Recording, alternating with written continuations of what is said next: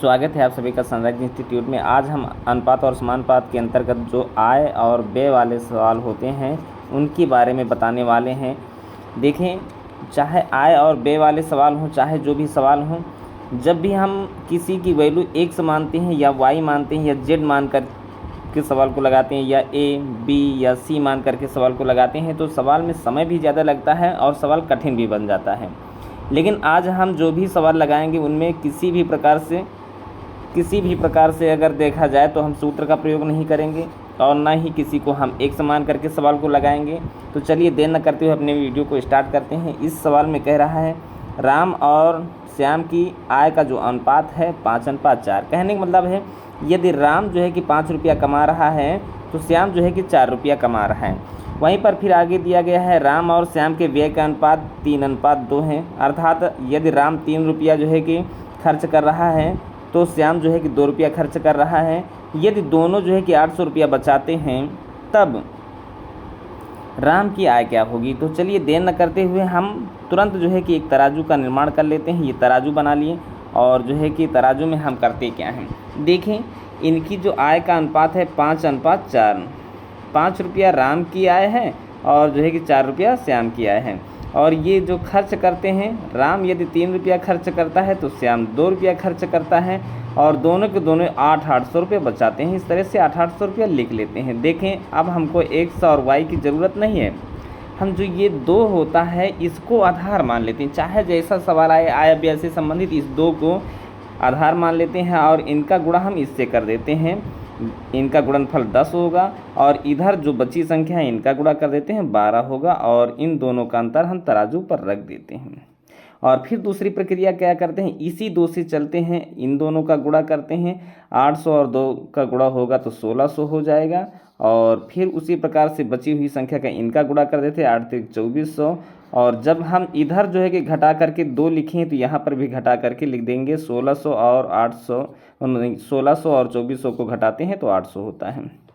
घटाव के सामने घटाव को रख दिए। अब देखें, यदि राम की आय पूछी जा रही तो राम की आय का अनुपात ये है 5 रख देते हैं और श्याम की आय की बात करें तो श्याम का अनुपात ये है 4 रख देते हैं। और राम के अनुपात या श्याम के अनुपात का अंतर की बात करें या दोनों के योग की बात करें तो अंतर की बात करने पर हम घटा के और योग की बात करने पर हम जोड़ के रख देते हैं। फिलहाल यहाँ पर राम की आय की बात हुई है अर्थात यहाँ पर 5 रख देते हैं और 5 रखते ही हम तराजू का नियम है कि सामने वाली संख्या को काटती है और देखें 2 से जब 800 को काटेंगे तो 400 होगा और 400 का जब 5 से गुणा होगा तो ऑप्शन नंबर सी सही हो जाएगा अर्थात 2000 रुपये। इसी तरह से हम हर एक सवाल को तराजू पर हल कर सकते हैं। देखें इसी तरह से दूसरा सवाल नंबर दूसरा क्या कह रहा है, राम और श्याम की आय का अनुपात 3:2। कहने का मतलब है यदि राम 3 रुपया कमा रहा है तो श्याम जो है कि 2 रुपया कमा रहा है और उनके व्यय का खर्च जो है कि 5:3 है। कहने का मतलब है यदि राम 5 रुपया खर्च कर रहा है तो श्याम जो है कि 3 रुपया खर्च कर रहा है। दोनों वर्ष के अंत में 200 रुपये बचाते, कहने का मतलब 200 ये बचा रहा है तो 200 ये बचा रहा है। तो हम उसी तरह से फिर तराजू का निर्माण कर लेते हैं, तराजू बना के रख लेते हैं। हमने कहा इस जगह वाली संख्या को हम आधार मान लेते हैं और इनका गुणा हम त्रियक में ऐसे कर देते हैं 3 × 9 और इनका गुणा कर देते हैं 5 × 10 और इनका अंतर हम तराजू पर रख देते हैं 1। ये अंतर 1 रख दिए।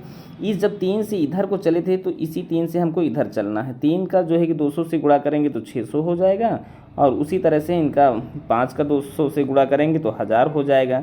और जब ये जो 1 है ये 1 घटा के रखे हैं तो यहाँ पर भी घटा के रखेंगे। 600 और 1000 को जब घटाएंगे तो जवाब 400 के बराबर रहा। अब राम की आय की बात कर रहा है तो राम की आय के लिए हमें 3 रखना है, श्याम की आय के लिए हमें 2 रखना है। फिलहाल राम की आय के बारे में बात कर रहा है तो 3 रखेंगे और 1 से गुणा भाग करने की कोई ज़रूरत नहीं, त्रियक में गुणा होगा 400 का 3 से तो जवाब रहा 1200 के बराबर अर्थात सी ऑप्शन सही है। अगला प्रश्न नंबर 3। प्रश्न नंबर 3 में कह रहा है मोहन और सोहन की मासिक आय का अनुपात 6:5। माने एक माह में मोहन जो है कि 6 रुपया कमाता है तो सोहन जो है कि 5 रुपया कमाता है। वहीं पर जो है कि एक माह में मोहन अगर 4 रुपया खर्च करता है तो सोहन जो है कि 3 रुपया खर्च करता है। मानिए इनके खर्च का अनुपात 4:3 है। यदि प्रत्येक प्रतिमाह 400 रुपया बचाते, कहने का मतलब है मोहन भी 400 रुपया बचाता है और सोहन भी 400 रुपया बचाता है तो कह रहा है उनकी मासिक आय की राशि क्या होगी। उनकी मासिक आय का मतलब दोनों की बात कर रहा है और दोनों की बात कर रहा है तो हम फिर तराजू की बात करते हैं। तराजू लगाए और फिर हम इस जगह वाली संख्या को आधार मान लिए। 3 का 6 से गुणा होगा तो 18 होगा, और इधर 4 का 5 से गुणा होगा तो 20 होगा, और इनका अंतर तराजू पर रख देते हैं। दोनों का अंतर बना क्या 2। इसी तरह से यहाँ पर 4 3 1200 हो गया, और 1200 इधर हो गया, और इधर 4 चौक 1600 हो गया, और 1600 जब अंतर यहाँ पर रखें तो अंतर ही रखेंगे। 1200 और 1600 का अंतर 400 रुपया है। अब सवाल ने कहा क्या, सवाल कह रहा है कि उनकी आय का मतलब उन दोनों की आय के बारे में बात कर रहा है। तो उन दोनों की आय माने 6 रुपया यदि मोहन कमा रहा है तो सोहन 5 रुपया कमा रहा है, अर्थात दोनों मिलकर के 11 रुपया कमा रहे हैं, तो 11 को रख देते हैं। फिर वही रूल, सामने वाली संख्या को काटती है। 2 से काटेंगे 400 को तो 200 आएगा, और 200 का जैसे ही 11 से गुणा करेंगे तो जवाब रहा 11 दूना 2200, अर्थात इसका सी ऑप्शन सही रहेगा। तो इस तरह से आय व्यय का कोई भी सवाल हम तराजू का हल कर सकते हैं। इससे भी जो है कि कठिन सवाल देखते हैं आगे चल करके, इससे भी कठिन सवाल हैं, तो वीडियो को स्किप नहीं करना, पूरे वीडियो को देखना, ज़रूर से ज़रूर देखना, इसलिए कि इससे भी कठिन सवाल आगे मिलने वाले हैं। तो सवाल नंबर 4 की बात करते हैं। सवाल नंबर 4 में क्या कह रहा है, कह रहा है रोहन और सोहन की आय का अनुपात सोहन और मोहन की आय का अनुपात जो है कि 3:2 है। यदि रोहन की आय का तिहाई भाग मोहन की आय के चौथाई भाग से 1000 रुपया अधिक है तो सोहन की आय कितनी होगी। तो कोई दिक्कत की बात नहीं। सवाल कह रहा है कि रोहन और सोहन की आय का अनुपात, और उसके बाद सोहन और मोहन की आय का अनुपात, दोनों की आय का अनुपात 3:2 है। अभी कल के वीडियो में हमने बताया था ऐसा सवाल बताया था कि यदि रोहन और सोहन और मोहन की आय का अनुपात निकालना है जब भी, तो इसका शॉर्टकट हम कल के वीडियो में बताए हैं। अगर नहीं समझ में आ रहा है तो कल का वीडियो ज़रूर से ज़रूर देख लें। फिलहाल आज हम फिर बता दे रहे हैं। पहले वाले अर्थात रोहन के आय का अनुपात जानने के लिए ऊपर वाली संख्या का वर्ग कर देते हैं 3 3 का 9, और बीच वाली संख्या अर्थात सोहन के बारे में जानने के लिए इन दोनों का गुणा कर देते हैं 3 दूनी 6। मोहन के बारे में जानने के लिए बाद वाली संख्या का वर्ग कर देते हैं 2 दूनी 4, और ये रहा इनका अनुपात। अर्थात कहने का अर्थ ये निकला कि यदि रोहन 9 रुपया कमाता है तो सोहन 6 रुपया कमाता है, तो मोहन 4 रुपया कमाता है। अब हम तराजू पर 1000 को रखेंगे। 1000 के बारे में जानेंगे। 1000 है क्या, 1000 कह रहा है कि रोहन के आय का 1/3, ये रोहन की आय है। 1/3 का मतलब होता है बटा 3, अर्थात इनका 1/3, 9 का 1/3 3 होगा। कैसे होगा हम ये भी जान लेते हैं। भाई 9 है, 9 का माने गुणा, 1 माने 1/3 माने बटा 3, 3 से काटेंगे 3 3 का 9, तो ये 3 हो जाएगा। फिर कह रहा है आगे, कह रहा है मोहन की आय का चौथाई। कहने का मतलब मोहन की आय के चौथाई का मतलब मोहन की आय का 4 से भाग करेंगे। मोहन की आय ये 4 है, और 4 को अगर हम चौथाई का मतलब 4 से भाग करेंगे तो 1 आएगा। और कह रहा है इन के भाग से 1000 रुपया अधिक है। अधिक और कम का मतलब होता है अंतर, अर्थात इसके सामने हमको क्या रखना है, दोनों का अंतर रख देना। दोनों का अंतर है 2। अब कह रहा है सोहन की आय बताओ। सोहन की आय के लिए 6 रखना है, मोहन की आय की बात करें तो 4 रखना है, रोहन की आय की बात करें तो 9 रखना है, और सबकी आय की बात करें तो सबको जोड़ के रखना है। फिलहाल यहाँ पर सोहन की बात है अर्थात 6 की बात हो रही है यहाँ पर 6। तो देखें इसको हम 2 से 6 को काटते हैं, 2 3 6, और त्रियक में गुणा होगा 1000 का 3 से, तो जवाब रहा ए ऑप्शन अर्थात 3000 के बराबर। तो देखें तराजू हर एक सवाल को बहुत ही सरल तरीके से तौलता है, सरल तरीके से लगाने का काम करता है। तो इस वीडियो को ज़रा सा भी स्किप ना करें, आगे और भी कठिन सवाल आने वाले हैं। तो चलिए देर न करते हुए आगे अगला सवाल हम हल करते हैं। सवाल ने कहा एक परिवार की आय और व्यय का अनुपात 10:7। कहने का मतलब है एक परिवार में यदि 10 रुपया कमाया जा रहा है तो 7 रुपया खर्च किया जा रहा है। यदि परिवार का व्यय 10,500 है तो उसकी बचत, कहने का मतलब है यदि कोई 10 रुपया कमा रहा है और 7 रुपया व्यय कर रहा है तो इसका मतलब है कि 3 रुपया बचा रहा है। ये तुम्हारी बचत है, और ये तुम्हारा व्यय है, और ये तुम्हारा जो है कि आय है। तराजू का नियम है जो भी संख्या दी जाए उस संख्या के सामने उसी का अनुपात रखेंगे। जब 10,500 के बारे में जानते हैं कि 10,500 को तराजू पर रखें तो 10,500 है क्या, तो 10,500 क्या लिखा है कि उस परिवार का व्यय है। अगर व्यय है तो इसके सामने व्यय का अनुपात रखेंगे। अगर आय पूछी जाए तो यहाँ पर 10 रख देते हैं, व्यय पूछा जाए तो यहाँ पर 3 रख देते हैं। फिलहाल यहाँ पर बात की गई है बचत की, नहीं व्यय के लिए तो 7 रखा ही है, बचत के लिए 3, तो यहाँ पर बचत ही पूछी गई है और बचत के लिए हमें 3 रखना है। और 3 जैसे ही रखेंगे तो देखें फिर 7 से काटेंगे, 7 कम 7 बचा क्या, 3 हो गया 35, 7 25 35 और डबल 0 बचे हैं 1500 हो गया। 1500 का 3 से गुणा करेंगे, 15 3 4500। जवाब रहा ई ऑप्शन के बराबर। अगला प्रश्न, प्रश्न नंबर 6। प्रश्न नंबर 6 क्या कहता है, ABC के मासिक वेतन 2:3:5। कहने का मतलब है ए अगर 2 रुपया महीने में कमाता है तो बी 3 रुपया कमाता है तो सी 5 रुपया कमाता है। कह रहा है सी का मासिक वेतन ए की मासिक वेतन से 1200 रुपया अधिक है, तो बी का वार्षिक वेतन बताओ। तो देखें तराजू पर फिर हम हल करते हैं 1200 रुपये को। अब हम यहाँ पर देखें कि ए और बी और सी के बारे में कहा गया है कि ए 2 रुपया कमाता है तो बी 3 रुपया कमाता है तो सी 5 रुपया कमाता है। कहने का मतलब फिर आगे क्या कह रहा है, सी का वेतन ए के वेतन से 1200 रुपया अधिक। ये 1200 के बारे में जाने, कह रहा है सी और ए, सी का वेतन ए के वेतन से 1200 रुपया अधिक है, लेकिन हम अनुपात में देख रहे हैं 3 अधिक है।